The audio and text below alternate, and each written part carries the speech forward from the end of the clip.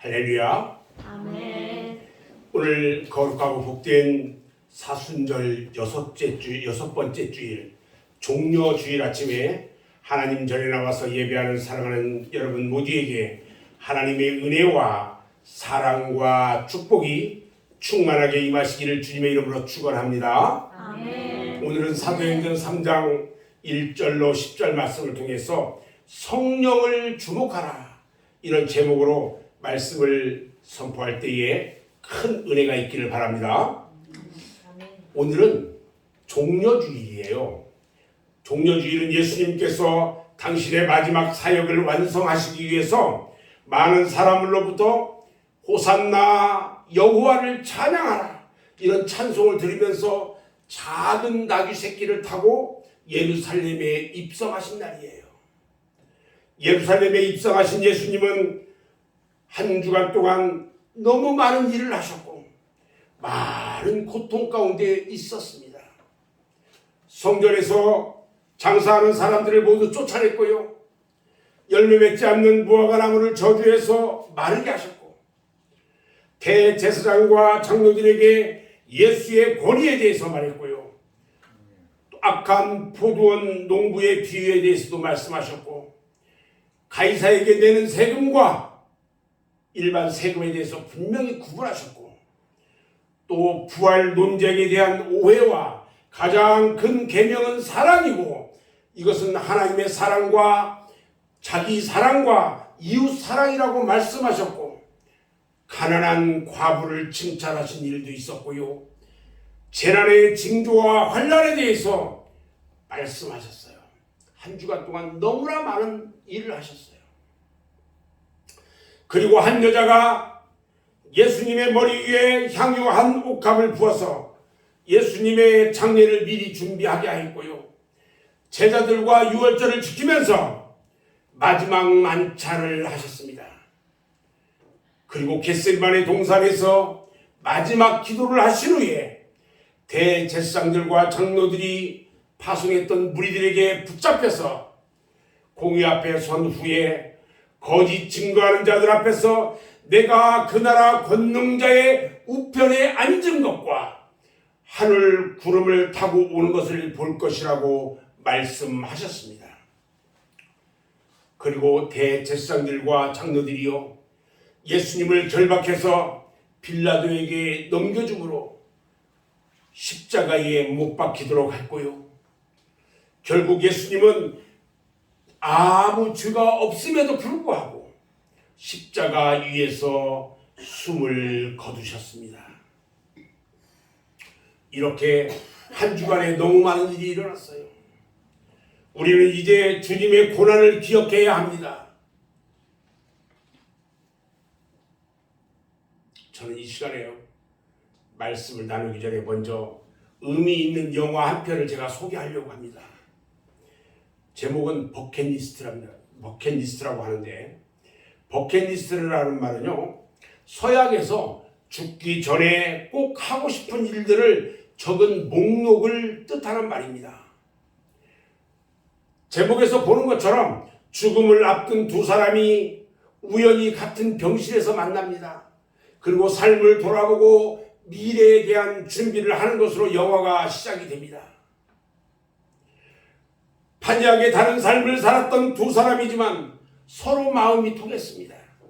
그래서 그들은 하지 못했던 것들의 목록을 작성하기 시작하고요, 의사 몰래 병실을 빠져나갑니다. 그들은 리스트에 적힌 대로 비행기 낙하 시범도 하고요, 히말라야 산맥 등반도 하고요, 피라미드도 방문하고 세계 유명한 관광 코스들을 유람하는 등으로 자기들이 하고 싶은 것을 다 합니다. 그리고 마지막으로 가정 불화를 빚어서 분여간 관계를 끊어버린 주인공이 딸의 집을 방문하면서 극적 화해를 합니다. 결국 두 사람은 예정대로 죽었습니다. 그들의 유해가 히말라야 정상에 나란히 묻히는 것으로 영화는 끝납니다.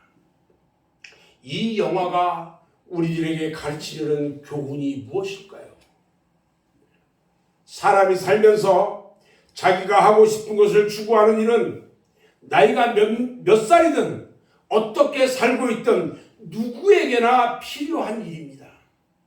누구나 버킷리스트가 있다는 것입니다.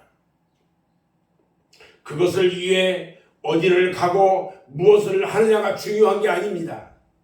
정말 중요한 것은 누구와 함께 하느냐가 중요한 겁니다. 인생에서 가장 중요한 것은 가족 그리고 친구와의 관계입니다.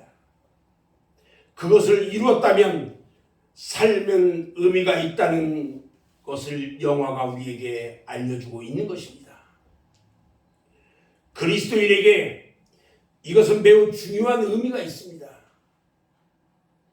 신앙은 무엇을 하느냐도 중요하지만 누구와 함께 하느냐가 더 중요하다는 것입니다.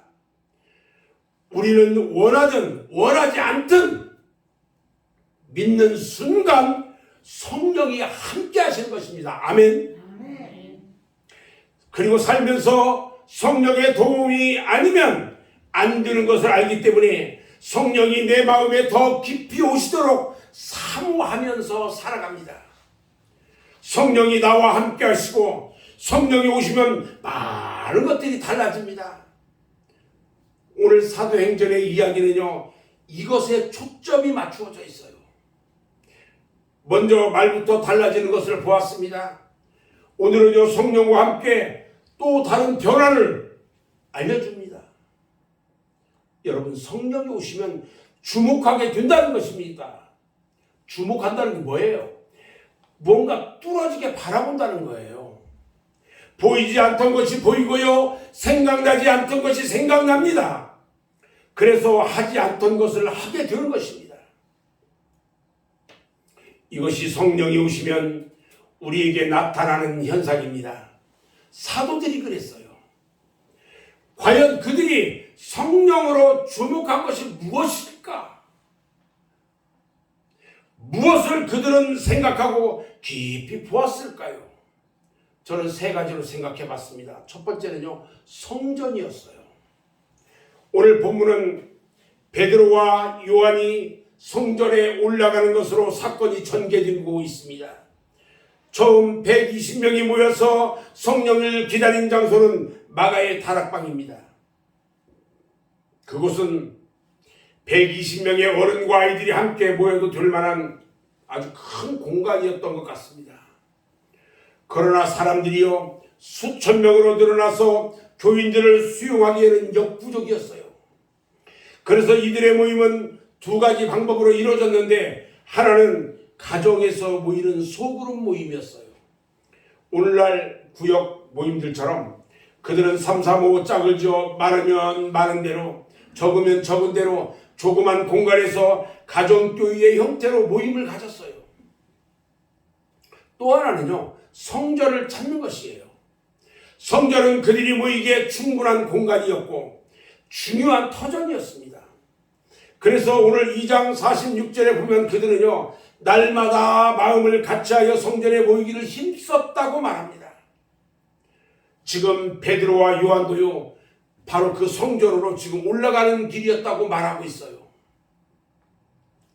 그러니까 오순절 성령이 오셔서 은혜와 능력과 축복으로 매일 천국을 경험하여 살던 그들에게 가장 먼저 시선이 들어왔고 주목했던 곳은 바로 성전이었다는 것입니다.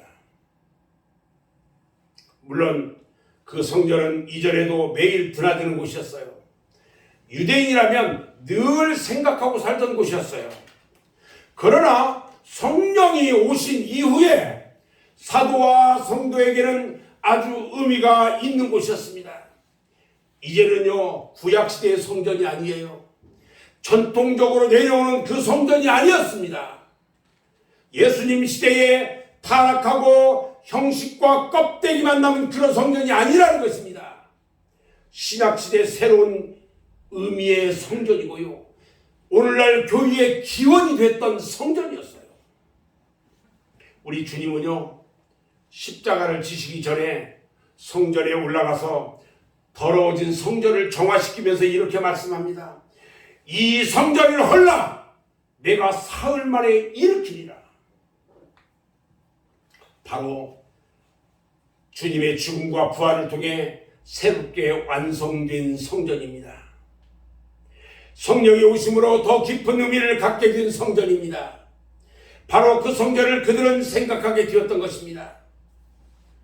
그 성전을 새롭게 바라보고 그 성전을 주목해서 그것을 향해 매일 새로운 의미가 있는 발걸음을 옮기게 되었던 것입니다.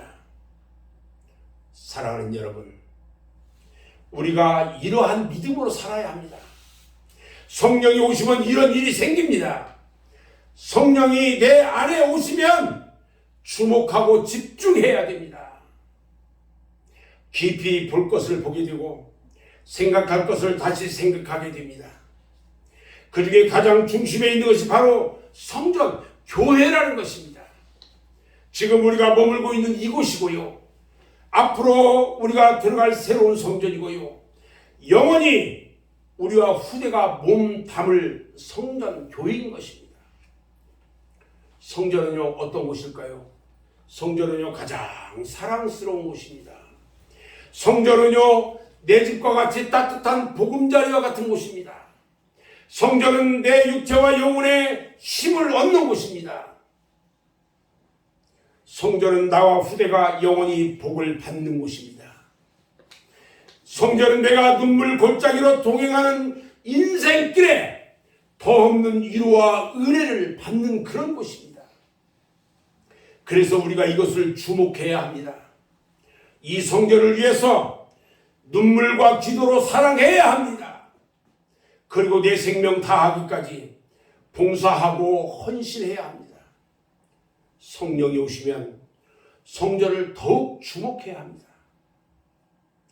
성전을 사랑하고 깊이 생각해야 합니다.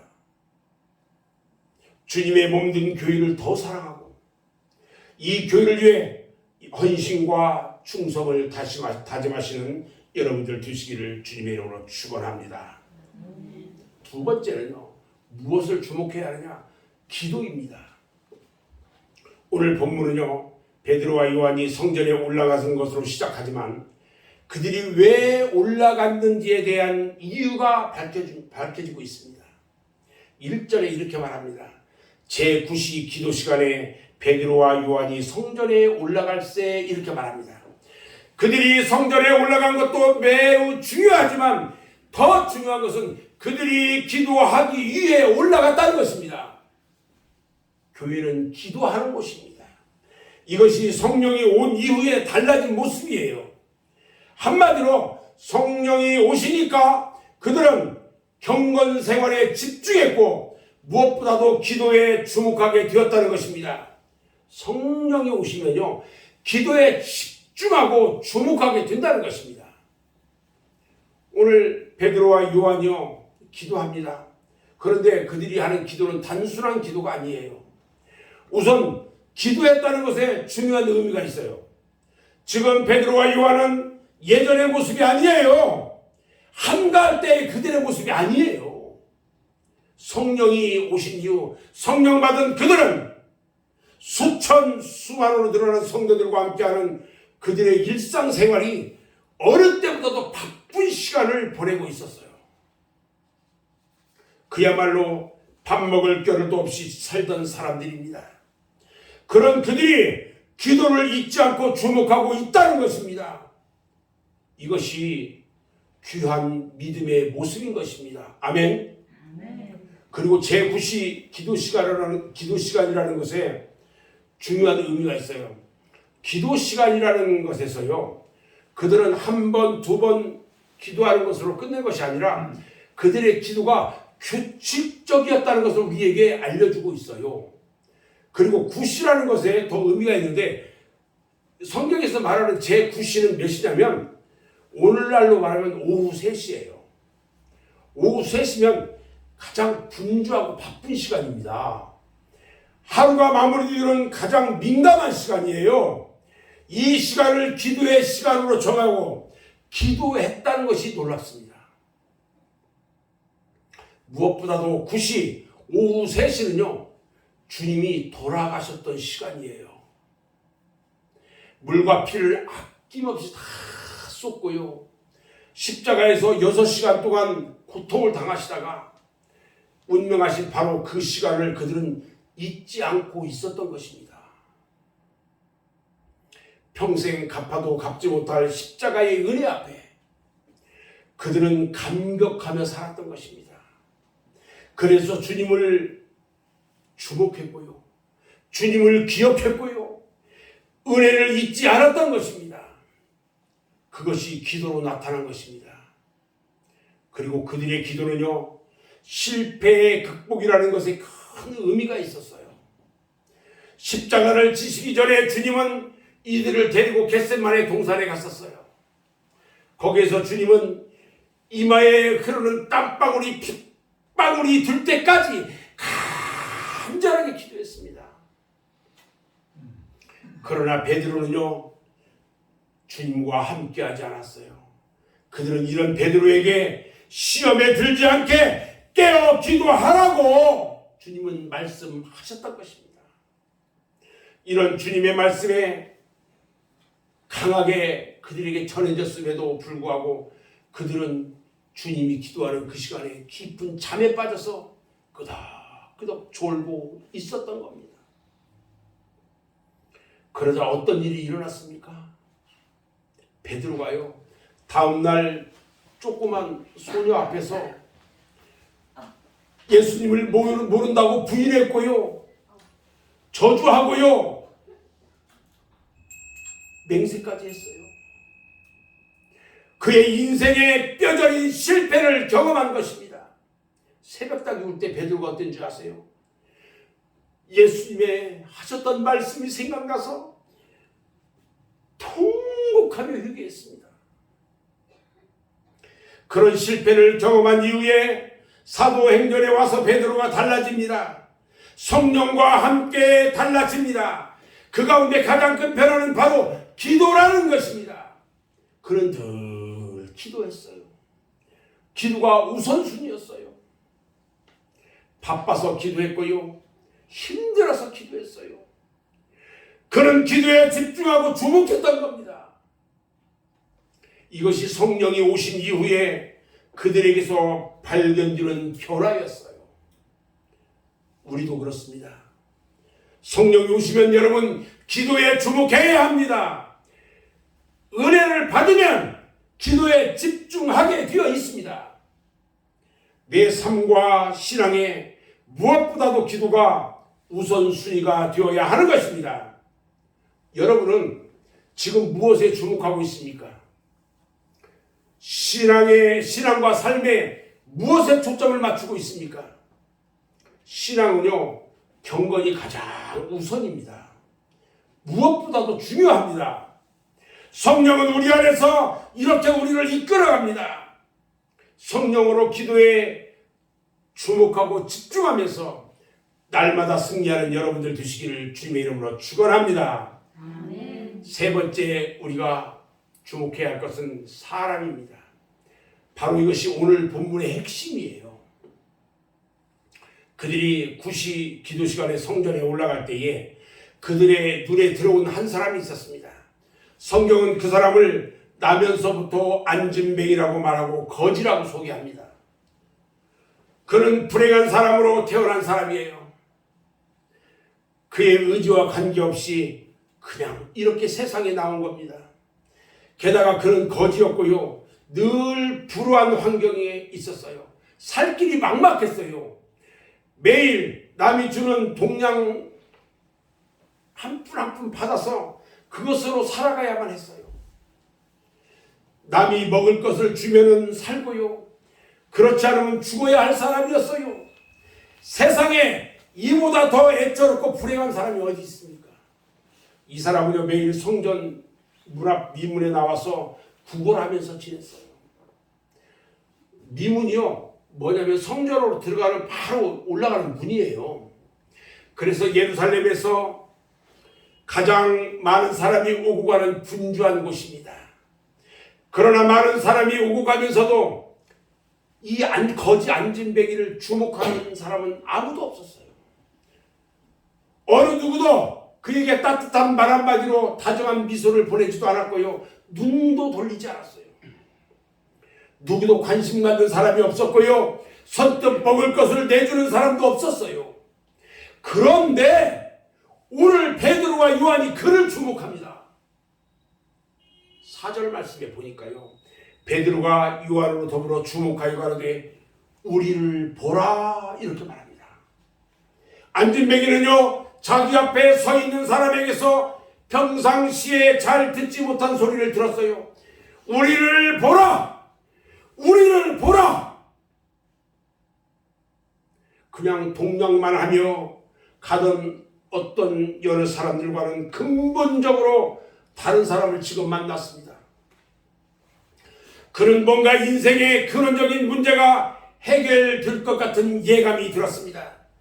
그래서 자기를 보라고 말하는 베드로와 요한을 올려서 바라보았습니다. 그때 베드로가 말합니다. 은과 금은 내게 없거니와 내게 있는 것으로 내게 주니 곧 나사렛 예수 이름으로 일어나 걸어라. 할렐루야. 그러면서 앉은 뱅이의 오른손을 잡아 일으킵니다. 오른손을 잡아 일으키자 그는 일어나려고 기적적으로 발버둥을 칩니다. 그리고 발과 발목에 힘이 들어오는 것을 느낍니다. 그리고 서서히 일어나기 시작합니다. 그리고 발과 발목에 힘이 들어가면서 팔을 뛰기 시작합니다. 하나님 앞에 감사합니다. 그리고 하나님께 영광을 돌렸던 것입니다. 이것이 성령으로 충만한 베드로와 요한의 달라진 모습이었어요. 사람에게 초점을 맞춥니다. 사람에게 관심을 갖습니다. 여러분, 이 주변에 정말 어려운 사람들에게 초점을 맞추고 관심을 가져야 합니다. 아멘. 아멘. 제도나 직책이 아니라 사람이 중요합니다. 어떤 경우에도 사람을 잃어버리지 말아야 합니다. 특히 안진뱅이와 같은 사람에게 더 큰 사랑과 관심을 가져야 합니다. 성령이 임하면 남이 갖지 못한 것을 볼 수가 있습니다. 남이 보지 못한 것을 봅니다. 남이 하지 않은 것을 할 수 있어요. 이것이 성령이 오시면 나타나는 자연적인 현상이에요. 늘 우리 눈에 보이는 사람보다요 잘 보이지 않던 사람이에요. 늘 모든 것의 중심에 서 있는 사람보다 주변에 있고 변방에 있는 사람이었어요. 늘 말하고 떠드는 사람보다 조용하고 말 없는 사람이었어요. 믿음의 시선이 바로 이런 곳을 향하게 되어 있어요. 그것을 늘 주목합니다. 거기에서부터 역사가 일어났던 것입니다. 주님이 이 땅에 오셔서 보여주셨던 모습이 바로 이 모습이었어요. 주님은요 남이 보지 못한 사람을 보셨습니다. 남이 관심을 갖지 않는 사람에게서 관심을 가졌습니다.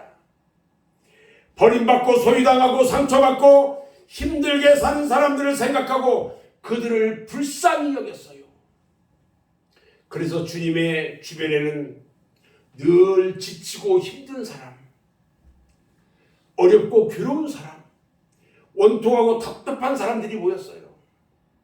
주님은 그들의 원통함을 풀어주셨고요. 그들의 말에 귀를 기울였고요. 그들을 사랑으로 용납하시고 긍휼을 베푸셨어요. 이것이 우리가 닮아야 할 삶인 것입니다. 성령이 오시면 여러분 사람이 보입니다. 사람을 주목하게 됩니다. 보통 눈에 보이는 사람이 아니라 잘 보이지 않던 안진뱅이와 같은 사람인 것입니다. 모든 공동체에는요 중심에 있는 사람이 있고 주변에서 맴도는 사람이 있습니다. 그런 사람을 주목해서 중심으로 이끄는 것이 주님의 삶이고 믿음의 길인 것입니다. 아멘. 여러분 주변에 혹시 맴도는 사람이 누구입니까? 여러분은 여러분들 주변에서 맴도는 사람을 한번 보시기 바랍니다. 저는 이제 오늘 말씀을 마무리하는데요. 이제 여러분들은 성령으로 주목해야 합니다. 성전을 더 주목해야 하고요. 기도에 더 집중해야 합니다. 그리고 사람에게 집중해야 합니다. 하나님이 사랑하시는 사람을 위해서 섬김과 봉사로 우리의 남은 생애를 이제 살아야 하는 것입니다. 이 말씀을 마음에 새기고 고난주간인 이 한 주간도 성령 안에서 살아가기를 주님의 이름으로 축원합니다. 다 같이 기도하겠습니다.